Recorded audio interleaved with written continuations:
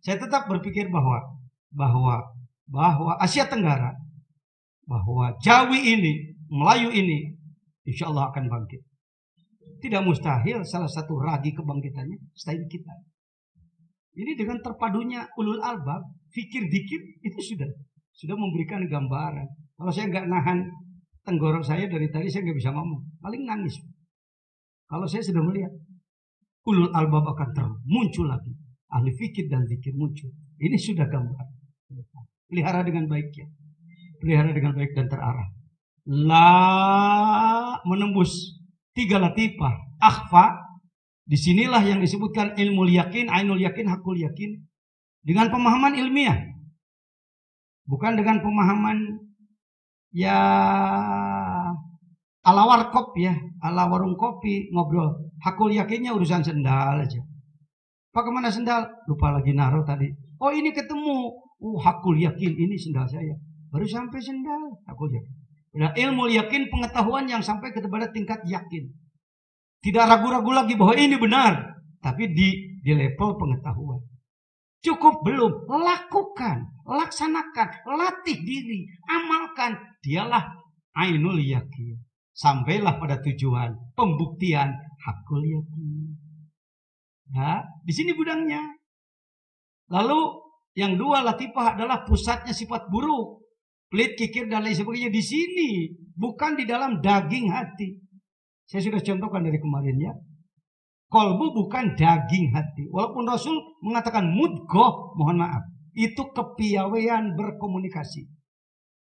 Jantung sonubari sudah saya katakan kemarin. Sonubar nama buah. Organ tubuh yang bentuknya seperti buah sonubar. Maka disebut sonubari. Kalau 1 begitu bentuknya, kalau 3 dipotong dari jauh jadi gambar love. Love juga masih imajinasi itu. Ya karangan aja. La ilaha illallah. Begitu menggunakannya di dalam. Karena permintaannya minta dijelaskan kembali tentang cara menggunakan kalimat la ilaha illallah. Lalu Pak Kiai berzikir dengan keras itu bagus, tapi bagaimana jika berzikir dengan keras itu mengganggu jamaah lain yang sudah sholat? Tadi sudah saya sampaikan, atur-aturlah. Kalau kita berada di daerah yang aman, mengamalkan zikir dengan suara yang keras sesuai dengan petunjuk ahli, ya, lakukanlah. Tapi kalau di daerah, di lingkungan yang kira-kira kalau zikir keras seperti itu menimbulkan fitnah, aturlah suaranya, nggak usah terlalu keras. Kalau begitu Pak Jejen melanggar aturan. Pengalaman beresiko Pak. Ya, jangan sampai ngambil resiko. Dalam tambah disebut ulah aya kebengkahan jeung sarana. Jangan ada perpecahan dengan siapapun. Buatlah suasana yang baik sehingga orang bergumam, alhamdulillah. Gara-gara di kampung saya ada orang tarekat, maka ibadah jadi bagus, suasana jadi sejuk, ekonomi jadi berkah, pendidikan maju, orang jadi cerdas. Gitu kesannya. Bukan Masya Allah tuh gara-gara ada orang tarekat kampung kita dari pecah belah. Jangan dengan zikir memunculkan hal seperti itu. Jangan begitu. Pak Hajejen, bagaimanakah pengaruh bagi orang-orang yang bertarikoh? Pengaruhnya adalah tadi, semakin meningkatkan ketakwaan. Apa bertarikoh itu ada tingkat-tingkatannya? Ada.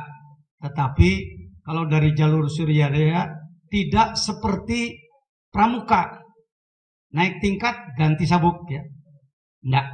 Ada loh, tarekat lain yang ada peningkatannya memakai tanda-tanda ada. Ada dengan tanda bintang dan lain-lain. Tetapi Pondok Pesantren Suryadaya tidak mengedepankan hal-hal seperti itu.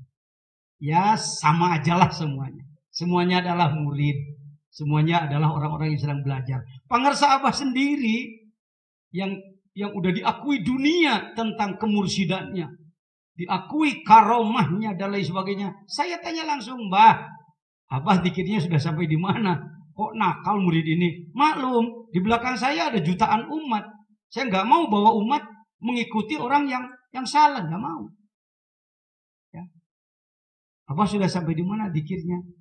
Abah menyangkul aja, jangankan panen, tandur aja belum. Itu bahasa tawadu nih. sadar bahwa di kelas itu masih kelas nyangkul. Kira-kira kita kelas apa ya? Silakanlah atur sendiri martabatnya. Iya, kelas nonton yang nyangkul mungkin. Boleh disebut pemula, sedang, tingkat atas, bisa. Nah, Pak Jejen di kelas mana? Di kelas pemula, ya. Mungkin Bapak sudah kelas menengah atau sudah kelas tinggi. Atau mungkin sama dengan saya, sama-sama kelas mana? Kelas pemula. Segini ini PAUD-nya. Segini ini playgroupnya kalau dalam tarekat. Kalau kami sedang melaksanakan zikir yang 3 hari 3 malam, yang ingin 100.000 la ilaha illallah itu. Kalau kelihatan teman kelihatannya udah ngantuk banget, saya katakan tidur aja PAUD. Kadang-kadang istirahat dulu, nyari dulu bubur ke tukang bubur. Kok Pak Jejen tidak ada begitu sih? Ya, mampunya begini gini aja dulu. Jangan terlalu berpikir, oh mesti bertapa seperti Jaka Tingkir dan lain-lain. Itu juga kan baru cerita. Nonton di TV memang enak, tapi melaksanakan berat. Ya, lakukanlah sesuai kemampuan. Sesuai dalam tarekat. Apakah harus mengetahui ilmu fikih? Harus. Sudah saya katakan tadi, sebenarnya yang disebutkan tarekat itu adalah lanjutan daripada syariah. Ilmu tauhid, fikih, tasawuf, selagi dia berada di ranah ilmu, maka disebutnya syariat. Tauhid, fikih, tasawuf kalau sudah diamalkan, maka menjadi tarekat. Bila diamalkan, menghasilkan makrifat, mengenal Allah sedekat-dekatnya. Apa hubungannya tarekat dengan tasawuf? Ya, tarekat adalah pengamalan tasawuf. Orang bisa disebut ahli tasawuf, padahal dia baru ahli mengkaji, membaca ceramah ilmu tasawuf. Hati-hati. Alhamdulillah beliau ahli tasawuf, Pak. Oh iya, ahli tasawuf. Kitab apa yang dibahas? Ihya Ulumuddin. Jagonya Ihya beliau ya. Tarekatnya apa? Belum sih, nggak pakai tarekat. Nah, ini namanya ahli ilmu tasawuf. Bagus. Hormati. Tapi jangan ingin disebut ahli tasawuf dalam arti pengamal tasawuf. Contohnya begini. Apakah dalam diri kita ada kesombongan? Dengki? Dendam? Serakah? Ada? Itu ilmu tasawuf itu. Bapak sudah punya ilmu tasawuf itu. Apakah sudah berupaya untuk dibersihkan? Sudah. Apa alatnya? Zikirnya jalur mana? Qadiriyah, Naqsabandiyah. Punya pembimbingnya? Lengkap referensinya? Diakui pembimbingnya? Begitu aja. Begitu. Jalan aja, nggak usah. Aduh, ini udah 10 tahun lebih jadi murid tarekat, kok masih belum terbang juga. Ini terpengaruh film lah. Kalau wali mesti terbang dari pohon petai ke pohon kelapa. Cuma film, Pak, tuh tanyakan Kakang Usu tuh. Bikin film bohong-bohongan. Ya. Apa hubungannya tarekat? Tolong dijelaskan demikian yang dapat. Sudah. Saya kira tinggal satu lagi nih. Bagaimana kalau wanita berzikir jahar tapi tidak mengeluarkan suara? Ya, jahar itu pakai suara ya. Kalau dikaitkan dengan fikih, kalau suara Anda bisa menimbulkan daya tarik sehingga orang tertarik oleh Anda mengejar-ngejar sampai timbul pemerkosaan, jangan. Harus sampai situ ngomongnya. Jadi kita ini sering karena nggak senang dengan perempuan yang bersuara keras, itu haram. Yang disebutkan haram, ada maslakul illahnya lah. Setiap hukum ada maslakul illah, ada dasarnya. Apa yang menjadikan penyebab? Kalau dia menimbulkan fitnah itu menimbulkan persinahan dan lain sebagainya. Kalau sekedar la ilaha illallah begitu rasanya sih belum ada ceritanya ya. Yang dikir terdengar oleh orang lain yaitu terjadi pemerkosaan dan lain sebagainya. Seperti halnya yang dilakukan laki-laki, bagaimana hukumnya? Boleh, jawab saja. Tetapi jangan sampai menimbulkan fitnah. Baik, rasanya pertanyaan yang sudah masuk sudah selesai. Kalau masih ada, SMS saya ke saya. Atau nanti masukkan per internet. Tadi sudah dijelaskan tentang cara berzikir. Nabi bersabda, mutu qabla anta mutu, matilah kamu sebelum mati. Yang dimaksud mati di sini adalah olah ruh Anda, upayakan sehingga ruh yang paling dalam, lapis 4 dalam Sirrul Asrar disebutkan, yaitu ruh Al-Qudsi keluar dari badanmu tanpa Anda harus tahu. Nah, ini jangan sampai nunggu-nunggu lagi. Jadi gimana sih rasanya keluar ruh itu? Enggak, saya sendiri belum tahu. Ada orang pulang dari Mekah, datang ke sini merangkul-rangkul. Terima kasih Pak Kiai. Pak Kiai membantu saya di sana. Padahal kita nggak berangkat. Yang gitu-gitu nggak aneh dalam tarekat Pak. Bukan sebuah kehebatan. Itu biasa itu. Pak Jejen buka-buka siri, buka-buka rahasia. Rahasia menurut yang belum tahu. Itu-gituan bukan rahasia. Ya. Dan memang itu tugas dari Allah. Ini manusia yang ini, yang disebut tadi jasmani, yang disebutkan jasad ini, mohon maaf, ini casing ini. Penting-penting. Contohnya seperti pisang. Pisang ada apanya? Ada kulitnya dan ada dalamnya. Saya mau nanya, kulitnya dulu yang tumbuh, dalamnya dulu. Itu yang hijau kecil itu calon kulit itu. Lama-kelamaan ada isinya. Lalu kulit berjasa, maka dia melepas diri. Tinggal Anda makan dalamnya. Fikih itu, syariah itu ibarat itu. Harus ada syariah. Ya, bertasawuf tanpa syariah zindik.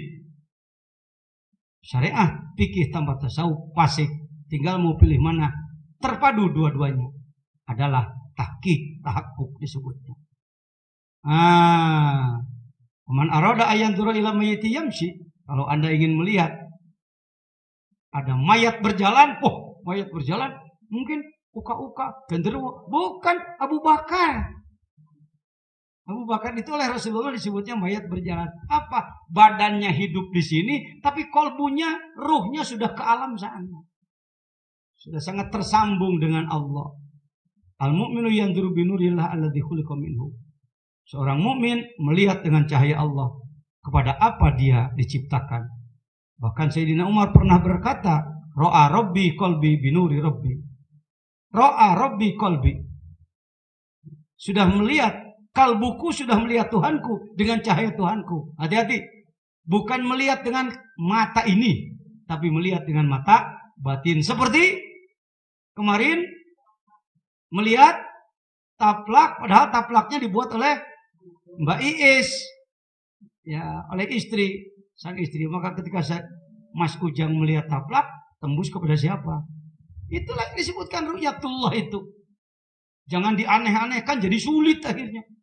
Oh, kita bukan kelas untuk melihat Allah. Kelas semuanya. Bisa semuanya. Jelaskan, latih semuanya.